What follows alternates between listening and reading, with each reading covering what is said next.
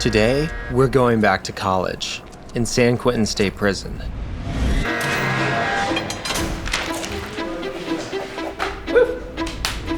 Is that usually eye-opening for them, or? Yeah, people typically are really nervous. North of Stanford and west of Berkeley is one of the most innovative college campuses in the United States. San Quentin is a medium security prison. So our students have been convicted of all sorts of crimes, many very serious crimes.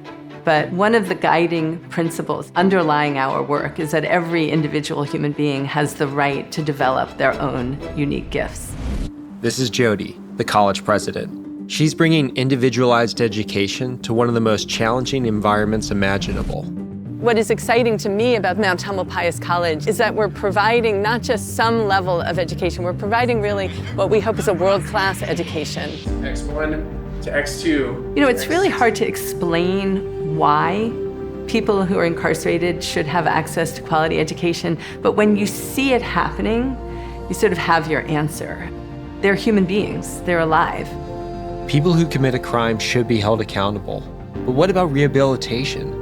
In the US, 70% of people who leave prison will return within 5 years. But for the graduates of Mount Tamalpais, only 5% will return to prison. I finally have a skill set that I can use that's positive and constructive. It's a feeling of empowerment. Jody's college has potential beyond prisons. It could also set an example for how we transform education everywhere. But what I want to know is, how do you build an effective college when your students are serving 2 years to life? All right, let's go to school.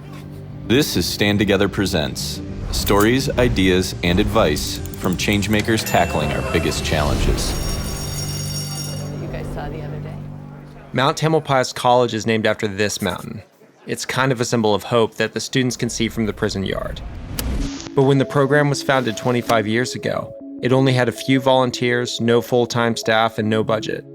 Jody came on as one of those volunteers. When I first walked into the prison the very first time, I remember as I went through these sort of very loud gates, I literally felt like I was throwing myself off a cliff. But when I got into the classroom, in most ways it was the opposite of the way I imagined the environment. Students were all excited and walking up to greet us and shake our hands. One student said to me early on, you know, being in college while you're in prison is the difference between being alive and not being alive. Mount Tamalpais is the only accredited independent college whose main campus is inside a prison in the US. But unlike traditional colleges on the outside, Jody's college is entirely focused on education that's individualized to each student's unique needs. We are sort of the opposite of a cookie-cutter approach academically. Our goal is really to be a hybrid of the best of a small liberal arts college and the best of the community college system. We are independently funded. And so we are not beholden to any state or federal guideline or restriction.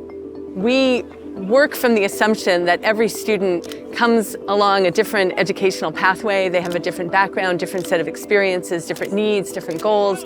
And so the way we approach education is really to greet and to recognize each student as an individual, and then to really work with them to make sure that we are meeting them where they are and addressing what their needs are over time. X bar is calculated just by adding up all those values, so X1. And so the point is to create a college campus that is preparing students academically, socially, educationally, intellectually to go wherever they want to go. I took the opportunity to audit a class.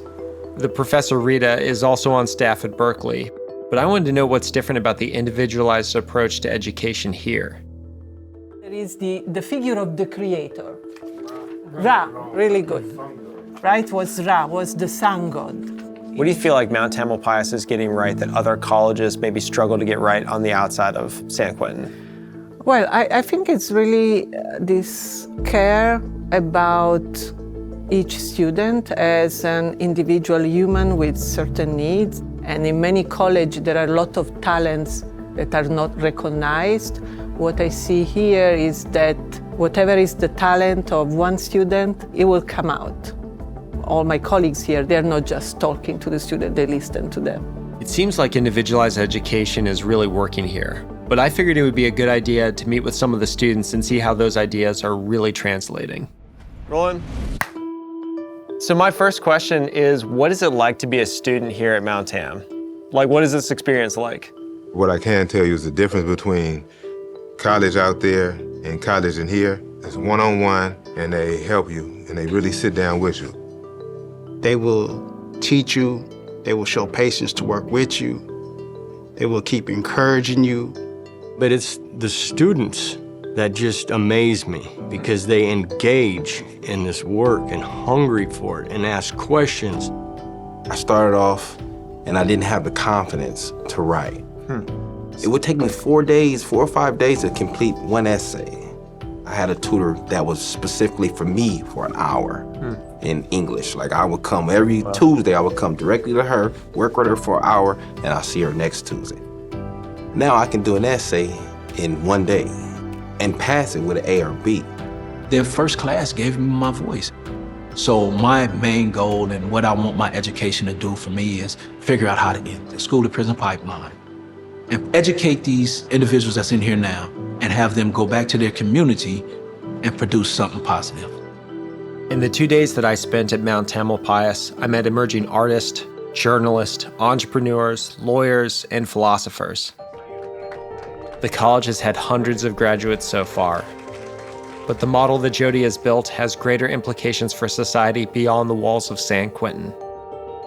What the success of Mount Tamalpais College illustrates is when individuals develop and discover their own unique gifts, they become almost forces of nature, I would say, in terms of their drive and commitment to repairing the world and supporting other human beings and building a more just society. And I hope that seeing the results demonstrate the positive impact of approaching each individual as worthy of care and support. If individualized education is working for students in this environment, imagine what it could do for learners all across the country. I'm more of an asset to society after this.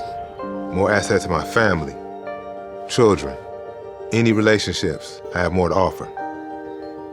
So I appreciate everything and everybody that was a part of this program. This is a catalyst. I think education will always be a catalyst. And excuse me if I get a little bit emotional, but what's the word? I'm grateful.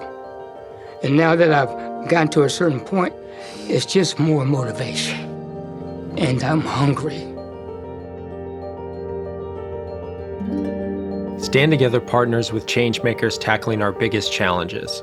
To see more stories, follow our channels. And to learn more about how you can partner with us, go to standtogether.org.